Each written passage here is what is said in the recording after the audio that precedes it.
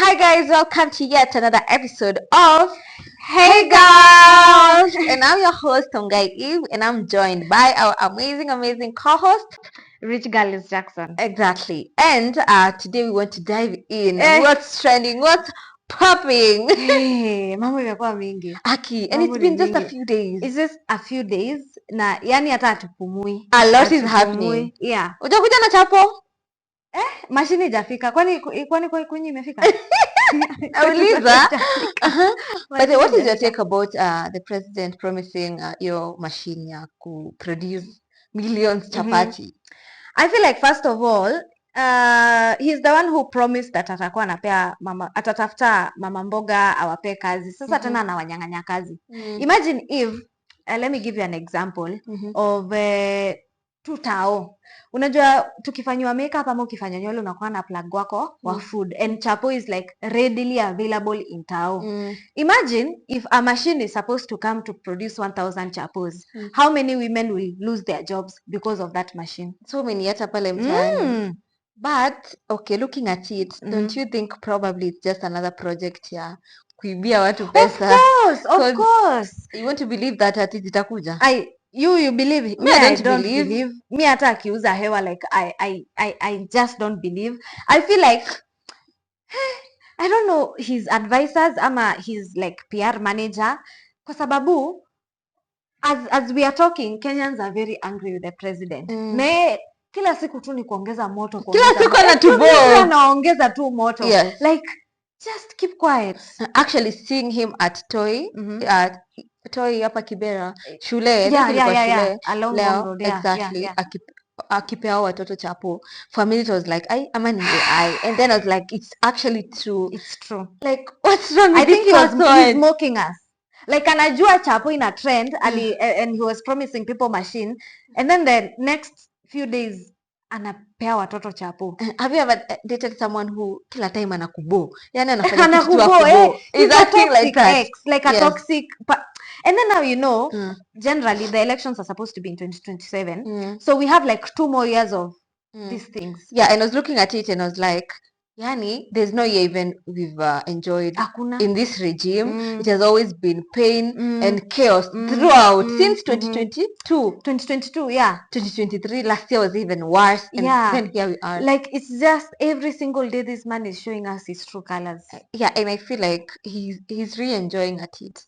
Anaenjoy. Kwanza amesema ati Kenyans mmenipea nicknames, mlianza na Hustler, tena mkaanza Kasongo, tena Zakayo, sasa Zakayo Kasongo, El Chapo. Like anashangaa kila siku mnanipea majina. So it means wherever he is, he watches everything that goes down on Twitter. Yes, and it's sad that he never tries to make it better. He doesn't. It's actually getting worse. Each and every day things are getting worse.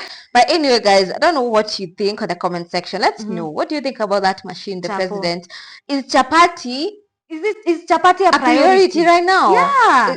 Like everyone is eating chapati, everyone is cooking chapati. So you, instead of constructing roads or rather going to Turkana and making sure that students have classes, unafikiria tu chapo. Uliona TZ hadi wanajengea stadium. Imagine, stadium. Alafu unajua Itumbi alisema nini? Ati in Kenya the same project is happening. Ati they want to elevate Bomas of Kenya into a stadium.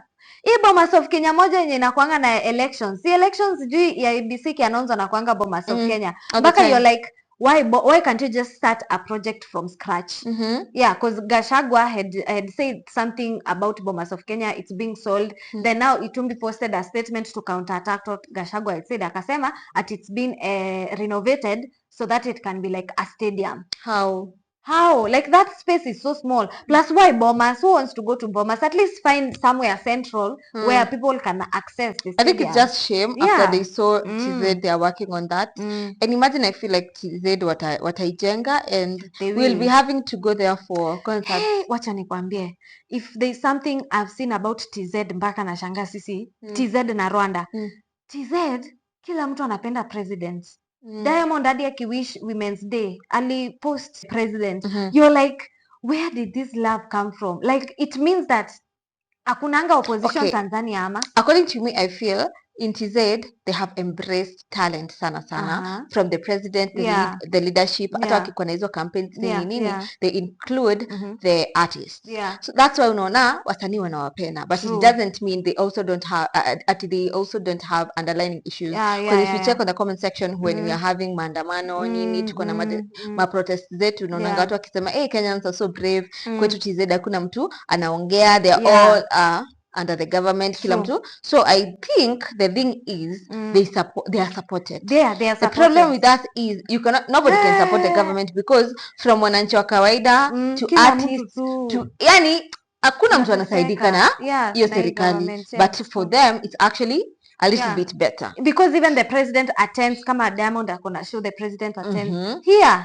Atipozea kona event tuone nani anaweza tuenda church kupeana 20 million ataenda. But then how did that story go? It was so actually bad, it was so chaotic. Was it on today's on Thursday? Yeah, on Monday. On Monday aungepita Roysambu. Was it on Sunday? Because Gen Z walikuwa wanasema wanaenda occupy the church because the pastor alikataa kurudisha the donation. Wakamwambia ulikataa na sisi tutakuwa tunaandamana hii kanisa. It was chaotic, and then there were of course police, and I don't know why Kenyan police use excessive force. So Thika Road ilikuwa imefungwa for like a whole day. So I don't know next Sunday kutakuwa aje. Oh, so they're going to be occupying every Sunday mpaka he says he bows down and returns the money. Okay. Yeah. Oh, so this Sunday did they manage to get to the church? Yeah, they went to the church. Service didn't happen. Mpaka wakafunga barabara. So I'm curious to see what is going to happen on Sunday, because wame occupy 2 Sundays consecutive. Na yeye pastor ni nani alisema he's not going down, he's not returning. So hii pesa ikipangwa church inaendanga wapi? Hiyo ndio nashangaanga. Of course someone pockets. That's why like church, mimi personally ukiniuliza, I don't trust the church nowadays. Like I think people are in the church for their own personal selfish gains. Kwa sababu hiyo 20 million ni nini mpya mnajenga huko? Like hakuna improvement kwa church. You can't say ati now the church was ni ya mabati sasa ni ya mawe. You can't see progress. So where is the money going? So it's business. Yeah, it's business. For me, if you ask me, a majority of the churches are just business. It's business like any other, and it's quite sad by the way, because your 20 million I believe it's a lot of money. Ingefanya kitu kingine ya maana. But anyway, let's see what happens now next Sunday, this weekend actually. Hey, tukiongelea issues za barabara, there's this story about a guy alikuwa kwa Super Metro story. Yeah. Okay, it's so sad. Yeah, he was unable to pay fare ya 30 bob. Yeah, alikuwa na 50 bob. So fare ilikuwa 80.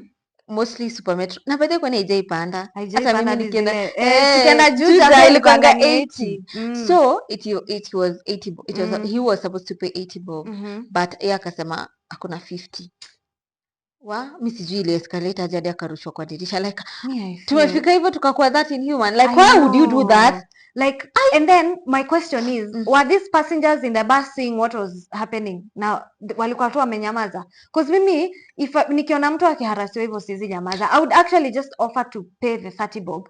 Actually I've seen so many cases in our country where people are harassed and most people they don't get involved. I don't know when we turned like that, because even the case of Rono, remember she was being attacked by I don't know friends or who, and people who are around, nobody was even offering help. Nobody. I don't know why we've turned to be like that. I don't know whether everyone is sad or everyone is angry with the country, but that was quite sad. Even in town, when someone snatches your phone, people don't react. Nobody offers help. Yeah, nobody. Like I feel like as Kenyans we should do better. Like ukiona mwenzako like anaharasiwa, mimi sidhani my spirit yani naweza tu kaa tu hivi nione mtu akiharasiwa. I don't know why people usually fear, because honestly Kenyans pia hatuwezi waingililia sana, because when it comes to kama online nini umeambia watu ati we need to unite. Kama uliona venye wamechangia mtu kade sagu nini, come together. There was that case of Chira, they really raised big amounts.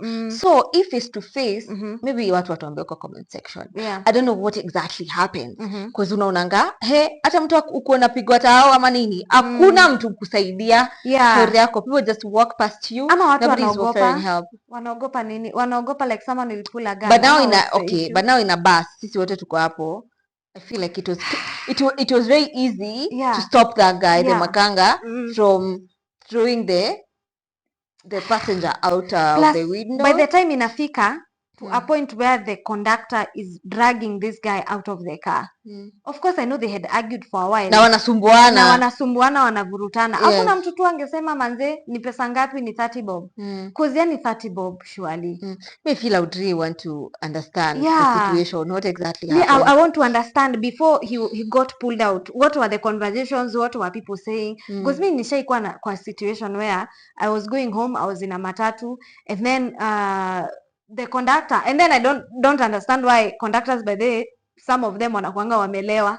Like unasikianga tu hiyo harufu ya pombe kidogo alafu vile wanasemanga fare ni 66 ukishapanda mat tena amesema ni 80 and then mnaanza kuargue. You know, ama kunakuwa na wale watu unajongelea tu ujaza gari unaweza pata hao walisema ni 50 alafu conductor ni 80. Hiyo kitu ishainifanyikia. And then this guy was dragging. Kuna mtu mmoja walibishana na yeye alikuwa anatry kumtoa kwa gari. All of us tuli scream kwa matatu.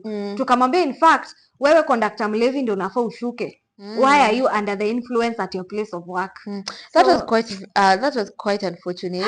You should do better. And maybe somebody who was there and would like to tell us what exactly happened. They can just come atueleze nini ilikuwa ina happen, unajua. But that was a very sad was wrong. Because now imagine if this guy had a child or a wife, sisters, brothers, mothers. No, they're planning for a burial. And mtu alirushwa. Like, it's so unfortunate. And then can you imagine the pain he went through? Kurushwa, like he actually died on the spot. It's sad. Kurushwa ni kama ilikuwa mbaya sana. So I feel like the learning points for this story is one, ukiona such an incident that is happening, please ingililia tu. Ingililia tu, try to de-escalate the situation. Then I also feel conductors, if mtu hajalipa fare, kukue na place unaweza report. Like don't handle the matters on your own. Like if the super metro whatever kuna mahali unaweza report, wanakuanga na ofisi, go report the customer to the office or take them to a police station. Never take the matters on your hands, please. That was so unfortunate. It was extremely wrong. Anyway, the next story, there's this content creator anaitwa Muchiri. Oh my. He does an amazing job. He's been a comedian. Actually, I love his skits.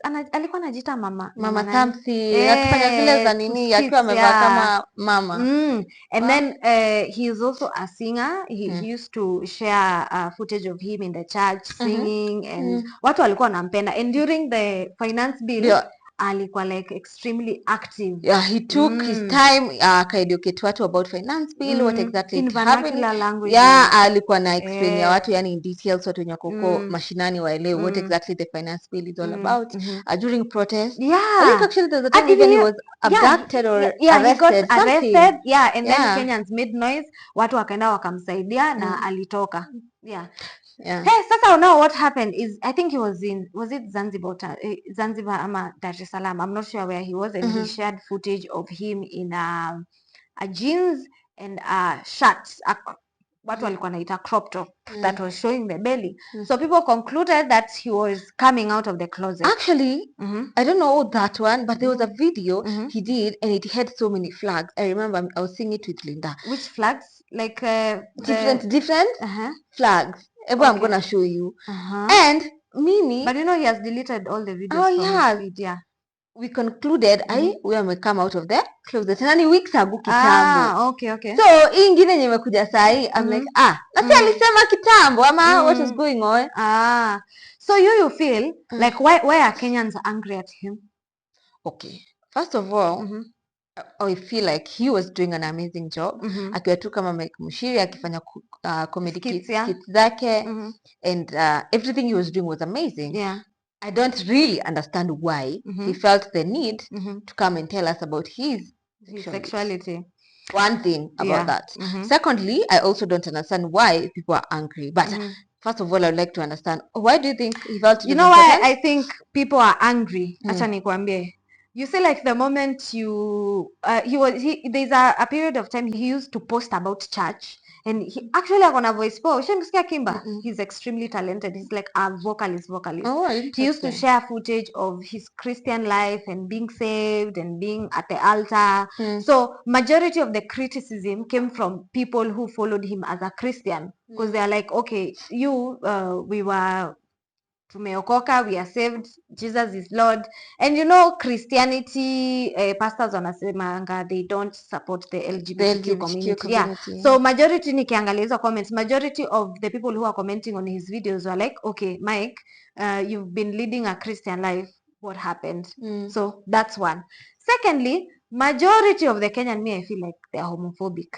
Like they haven't really accepted the idea of LGBTQ, so everyone has their different opinions. So I feel like for me, someone's sexuality wouldn't bother me. Mimi, I'm very straight. I would never look at a girl in a like that would never happen. No, lazima I clarify. I'm as straight as an Asian hair. Unaona vile nywele ya Asia zinakuanga straight. A ruler. But that doesn't mean.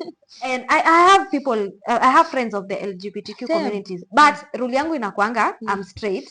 I respect you for coming out of the closet, but don't try to convince me to be like you. Like, let's just coexist peacefully. So maybe if someone comes out of the closet, of the fridge, like cookie come out, it doesn't add a paycheck. I don't feel like it's an issue. Like, why is it bothering me at now that you've decided you're gonna be dating? Okay, yeah, how is it my problem? I feel we can coexist peacefully. Yeah, we can, without being bothered by someone. It's the same way you see Kenyans. They're usually very bothered by, hey, where Liz, where Eve, una date nani? Like, it's quite so unnecessary. Yeah. You'll find someone telling you, we hata una mtu sahi, unafaa kuwa umeza. I'm like, okay, honestly, I'm a content creator. Yeah. You should be bothered. Oh, Eve, you've not even given us some content. Yeah. What's happening? But now being bothered by, we una date nani, it's the same as being bothered as mtu ameamua.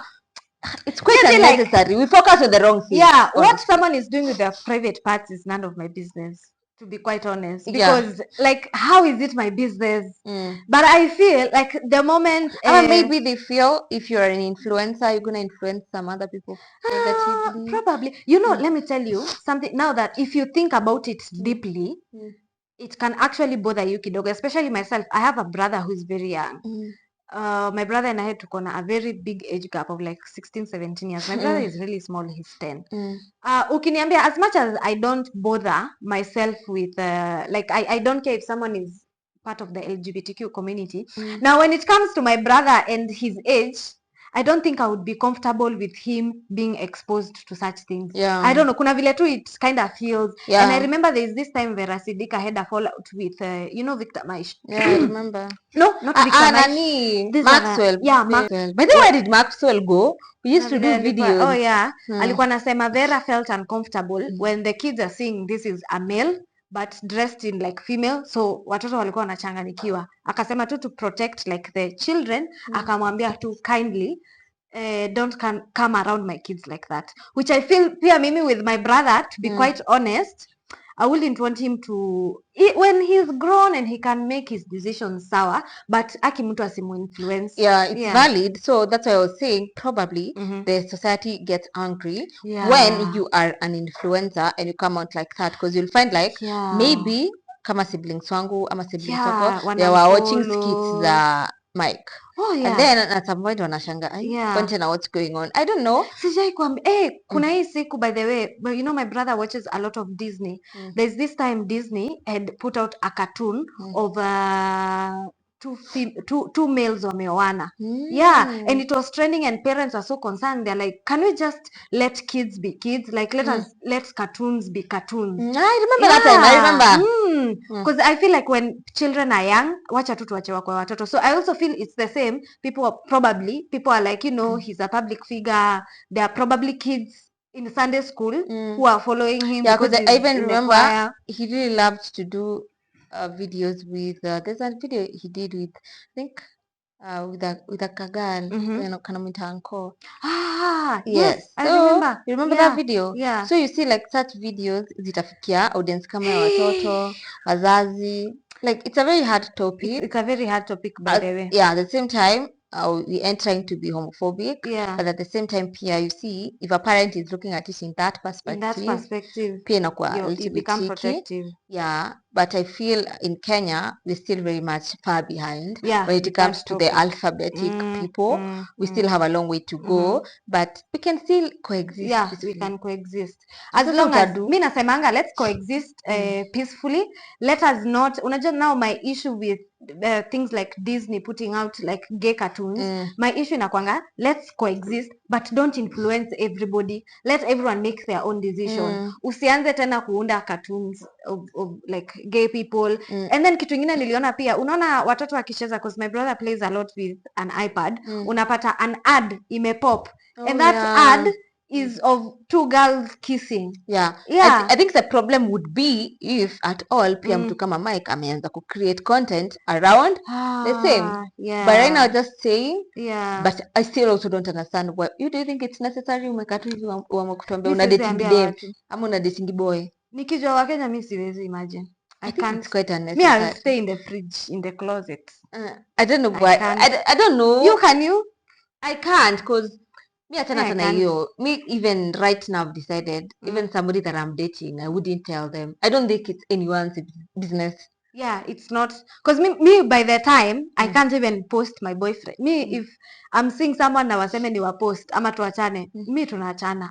Mimi siwezi kuwe. Hata mkono kwambia hivyo. Mtu akini, no, I'm just saying yani but unajua kuna watu wanasemanga unapewa hiyo ultimatum. Utapost ama tuachane. Mi siwezi. Mi hata mguu siwezi. Unajua vile Wakenya huwa watatafuta wajue hiyo mguu ni nani, but I just feel like that's something very personal to me. So if at all I can't post a normal relationship, mimi if I'm not gay, I would never be. Yeah, and this obsession of Kenyans with who somebody is dating or their sexuality should just come to an end. Yeah, it should, like, just stop, just mind your business. Like, stop minding our business. I feel like it's just curiosity. But you see, if by the way, let me teach you something. Me feel if you as a content creator, you don't want a part of your life to be known by the public, don't tease them. Mimi, I normally have an issue with these people who say they are not posting their kids, but they post their kids with emojis. Mi nasemanga, it is either hot or cold. Don't, because let me give you an example. Let's say you give birth to a baby girl, utaki kumpost, but unampostingi na emoji. Of course I'll be curious. Ama uko na mtu alafu unampostingi na emoji. Of course I'm going to do my own investigation and find out. Usionjeshe mtu like it. Unaona kama Nancy Mwai, the reason why I respect Nancy Mwai, she does not, we know she has a daughter, but she has never posted the daughter. She will never post the daughter with an emoji on top, because the moment human beings are very curious.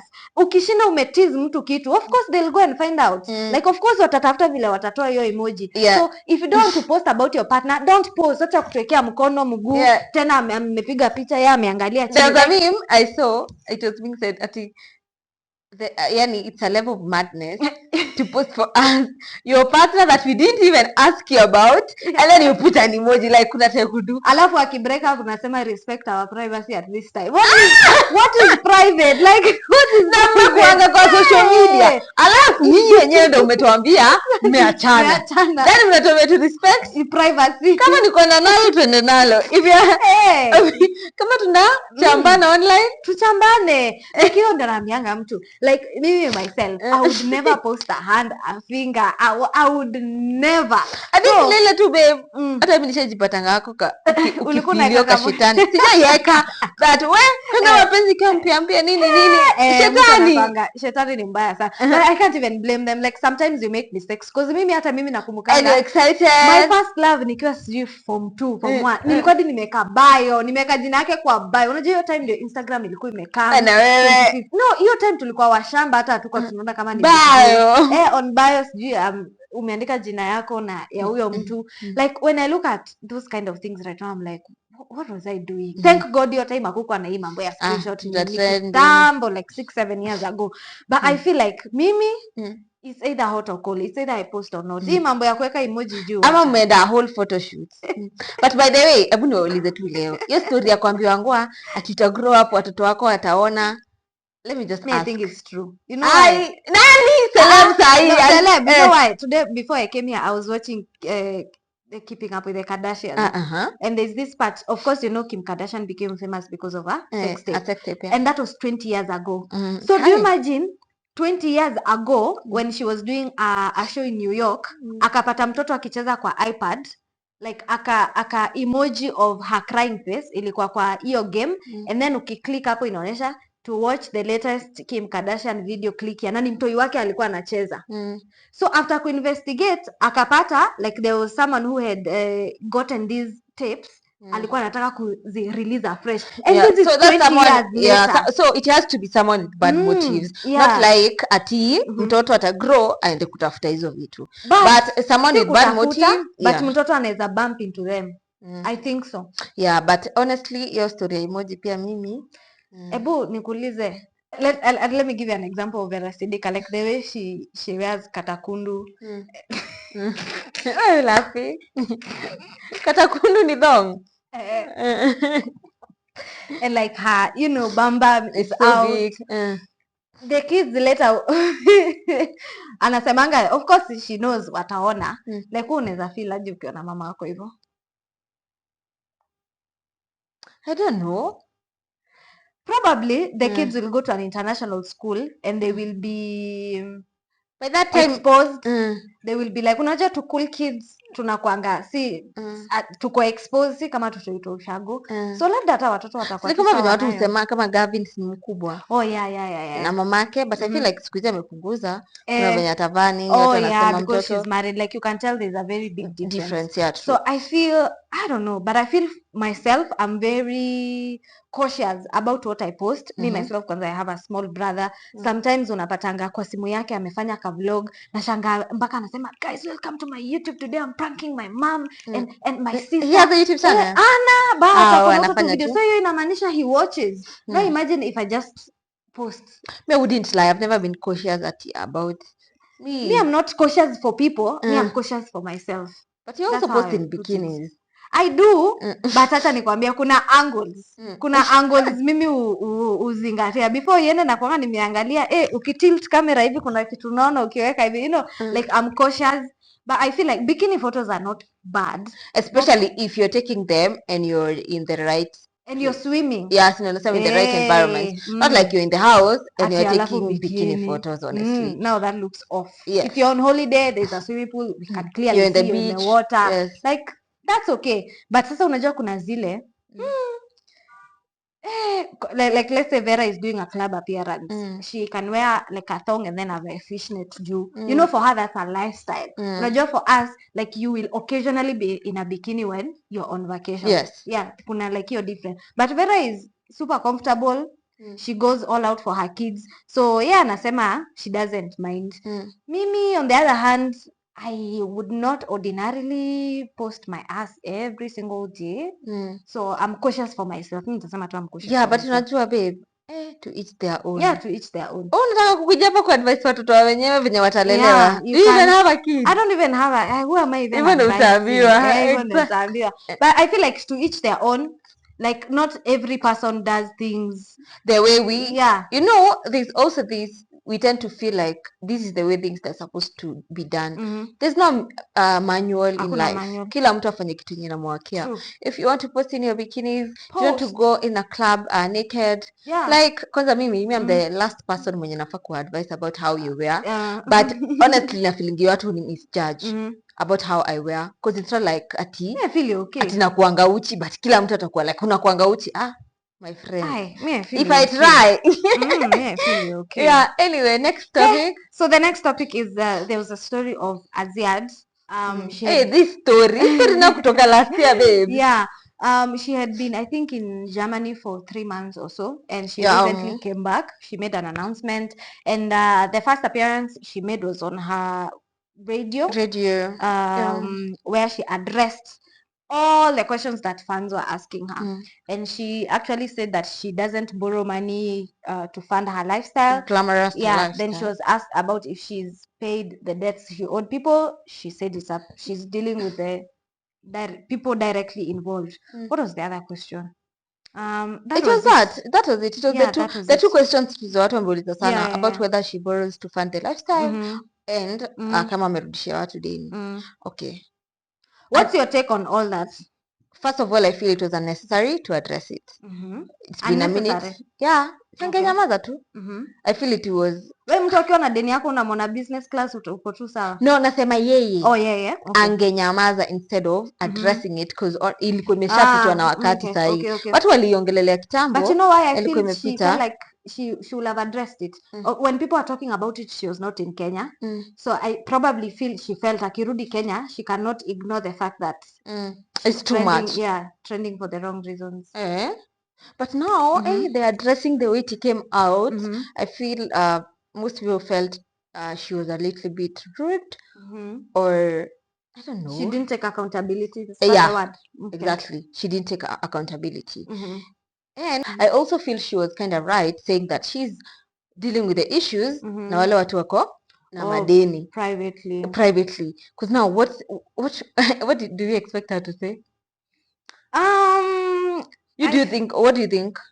Personally, I feel like I don't even know her at a personal level. So at easy stories, they're like, I'm seeing them online like everyone else. I don't know what's true and what's not true. But if at all there were people she owes debts, I feel the right thing to do was to text these people and tell them, hi, I know I owe you this amount of money. I will pay back in this period, or I'm trying. And also apologize for, unajua ukiweka pesa ya mtu for a while kuna vile mtu feel labda hata hiyo pesa ilikuwa ni ya biashara ama mtu alikuwa amebudgetia hiyo pesa. So talk to the person, apologize, then communicate a date where you feel you will be able to refund the money. That's number one.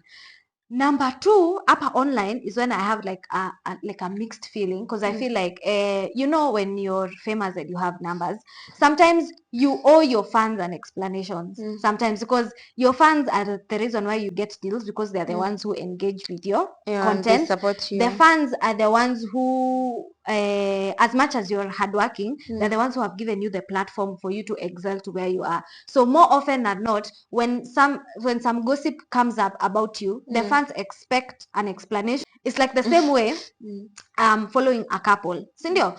This couple, they have been dating, they have kids. Then all of a sudden, wame break up na wanasema, give me privacy. I'm like, tuambia ni nini ili happen? Because sometimes you become a fan. I know people break up, but sometimes you become someone's fan to a point like you feel you're in their life and you feel like you deserve an explanation. Is that not entitlement? It's not entitlement. It is what? I feel like unaona ukionjesha watu vikitu, ndio maana nasemanga. But I've not sat you guys nikawambia ati tulipatana hivi ndio tukajuana hivi nini na hivi ndio mambo zetu. Wanafanyanga hivyo. Okay, an example of the Bahatis. Sindio? Their relationship is public. They told us where they met.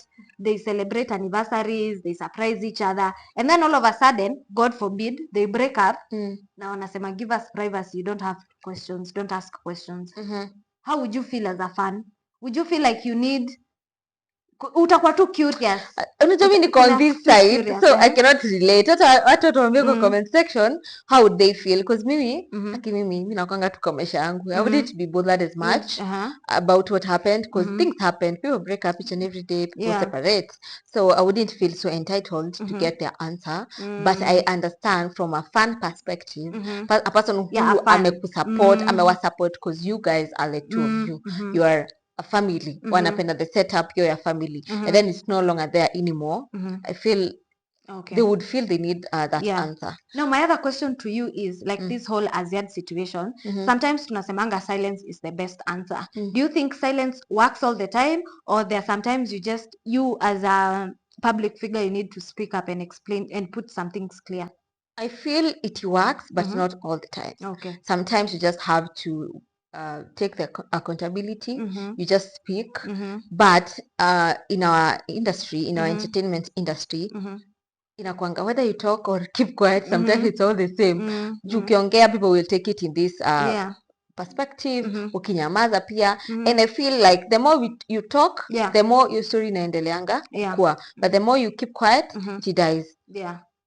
So I don't know. I think it's 50-50. It depends. But I also feel, for every situation that happened, I always try to learn from it. Like this Asia situation, myself, if today, let's say I was in a financial crisis and I need money, do you know, I would actually even never call you. You know why? Because Mimi, I feel like when it comes to money, you should have like 3 people when you're comfortable asking for money from them. I think I only have mi nakwanga na mamangu, kuna mamangu na like some 2 friends au kama hawana wacha ikae, wacha ikae. We would never find ati nimekupigia Eve unaweza nisaidia na hii amount, because I feel like when it comes to finances, like you should know your boundaries.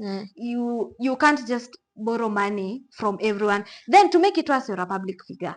Like ukiomba some people pesa watakuanika eventually. And then the fact that tunajuana ama tuko kwa the same space or we work on the same company doesn't make us friends automatically. You know, True. Most people, we confuse that. We can be colleagues, we can be in the same industry. Yeah. Exactly. But we are not friends ati unaanza kunitrust na mambo zako. Because me, I've come to realize human beings are very weird. Mtu atapata tu kitu ya kuangusha nayo moja. Trust nobody, suspect everybody. Nile nata kukuliza female friendship. Trust nobody, suspect everybody. Like you don't owe anyone full disclosure. If you meet someone and you have a chance to lie, danganya. Mdanganye. Yani mdanganye, wachanganye. Wakienda hivi kukudakua, pia wao wamechanganikiwa. Wanachanganya alisema hivi akani hivi. Wachanganye wote. So on the last topic, there was this thing that was trending today. Betty Chalo and the boyfriend anaitwa Shali. I think Shali. Ndio Chali ama Shali ama nani? Unajua Chali huyu inapronouncewa Shali. Shali anajiita aje? Labda atatuweka yeye aseme haitwi Shali, anaitwa anyway. So he posted that they had broken up. We're done. In the morning. Unaangalia English yake? Ni zile English unasoma ni kama ni Black American. Hey, Jesus. So jioni akasema he was under the influence of alcohol and they are together and he's going to apologize to her. Okay. My first point is where I hold my beer. Let me take this beer. I feel like for me with Betty Chalo, of course I'm 25. I don't know if I'm in the rights to advise a woman who is in her late 30s. But with Betty Chalo, I normally feel like when you're under the influence or when you're taking alcohol, do not expose yourself in this sense. We have so many instances of Betty Chalo being in front of the camera while she's drunk. I remember there's this time she had gone for a football match. I cannot remember when it was, and she was addressing people, and she was drunk. Yes. So even at the last time we saw them as a couple, Shali and Betty at the Bahati's launch, see, they did an interview. You could tell that these people had, probably had a few cocktails or a few drinks. Like you could tell. So this they operate when they are drunk. Well, that's there. But for me, if you're a public figure, I feel like there are some things you should avoid. Like I also feel like unajua mimi, I like people who consume their alcohol responsibly. If we are going out, for example, I don't expect you kukua ushaenda na watu kulewa wanakuwa mzigo, wamelewa, lazima wabebwe, they're throwing up, they're insulting people, you're causing fight. I'm really against that. And my situation with this whole situation with Betty Chalo and the boyfriend, even him to say that he was under the influence of alcohol, that's why they broke up in the morning and then he apologized. I feel like sometimes when you do something, you can't undo it. Like we've already seen how you're handling your situation in a very immature manner because you are under the influence. Does it mean every single time you drink, like you will tell us things that we were not supposed to know? Yeah, because in the first place, why did we even get that information? Why? Yeah. How was it our business? Mbona I feel that urge? And it's said anything that somebody says when they are drunk or under influence is something that is in their mind. Ama imekuwa ikigo on in their mind, just that they didn't have the courage to say it when they are sober. Exactly. Alcohol gives you the courage to say things that you would not say when you're sober. And then drunk thoughts are true thoughts. Like this person had thought about that thing, and them being under the influence, they have the courage to say it. So for me personally, I feel like with this whole situation, with Betty Chalo, like there's some things I see and I'm like, really, Betty? The bar's too low. Like, really? I'm like, okay, I'm not trying to be judgmental, but I feel like you're not trying, you are. Okay, well, I think I am. Okay, let me just put it out there. I judge people who, well, first of all, get drunk in front of everyone and they're doing weird things. And then on top of that, you're telling us your business. Especially for her, I feel like it's not bad to take alcohol. You can have a few drinks, but in that moment, let it be intimate with you and your partner or with your friends. First of all, don't record yourself. I've never understood how tulifikangaje hapo kwa kujua mambo ya relationship yao. How did it happen? I think they went public with their relationship. Oh, themselves. Yeah, they did. Yeah, themselves. But now I feel like, and then there was a scandal of the boyfriend had allegedly not cleared a bill in a hotel. That's actually the first time I interacted with him. Don't remember that story? There was a time no, I remember TV. Oh yeah, actually I think that was the first time Betty teased about the boyfriend, and then later on posted the person who bought the TV. Personally, I don't have an issue with their relationship. Like if you feel you wanna date a 20-year-old, 25-year-old, I mean, you date whoever you want to date. But now my issue comes in here where the both of you are under the influence and you're sort of embarrassing yourselves in front of everyone. Yeah, in today's situation, who started it? Charlie. Oh. He's the one who posted, and then later, and then they were seen to have. And then ndo ametuletea hiyo story, alafu ameshinda hapa akisema ati don't advise my woman. Tusimuadvise. Sijui nini ati you're calling her advising her. Yani ushaipata watu wana address unnecessary enemies. Yes. Not unnecessary enemies that are not that don't exist. Yes. Unexisting enemies. Personally, yeah, like if I'm your friend Eve and let's say you're under the influence and I see you with your phone, nitakwambia manze Eve, toke masimu kando, cause sijui utapigia nani, utadrunk text nani ama utapost nini. Me I will always look out for you. So I feel kwa kupost there's a call but kupost. I feel like if you know someone would likely do such a thing, like protect each other. But now how would you protect each other if the both of you are like drunk? Mi na feel in a relationship, as much as both of you are drunk, kuna moja anafaa kuwa kidogo ni kama ako sober. You all the time. Amwezi kuwa of the other person. Amwezi kuwa nyinyi wote mmelewa. Because sasa what happens if maybe you're supposed to drive back home? Exactly. Or, you know? Wait, did they have a driver on Bahati's day? How do I know that, babe? No, you are there. Probably you people. So me, I was there to look for people who have drivers and who doesn't have. I mean, I got there late. I didn't even see their arrival, or even when they are giving out the speech, I was not there. So I don't know. Well, I mean, I just wish them all the best. But for me, because we've not rather known Shali for a long time. But you see what I was telling you, babe. Kenyans are always very invested in relationships, and that's why you see celebrities, they'll always give you that because it's one of it is now keep relevant. It's one of it is now keep relevant. Ama? Yeah, actually, a family brand sells more than a personal brand. Yeah, because when you have a wife and kids, you look like you're correct in the society. I don't know why people look at it like that. That's why hata unaambiwanga msanii. That's why watu wanasemanga wakicompare Bahati na Willy Paul, wanasema na Willy Paul sasa Bahati ako mbele, pata family, italeta brands mingi. Like I don't know why people think like that. But anyway, I don't know. Yeah, I think it's our society. But anyway, guys, that's it on Hey Girl this episode. Let's know in the comment section about each and every issue that we've talked about. Let's know your comments, and also kama who just subscribe. What are you waiting for? Subscribe, and we are coming back with part 2. See you next time.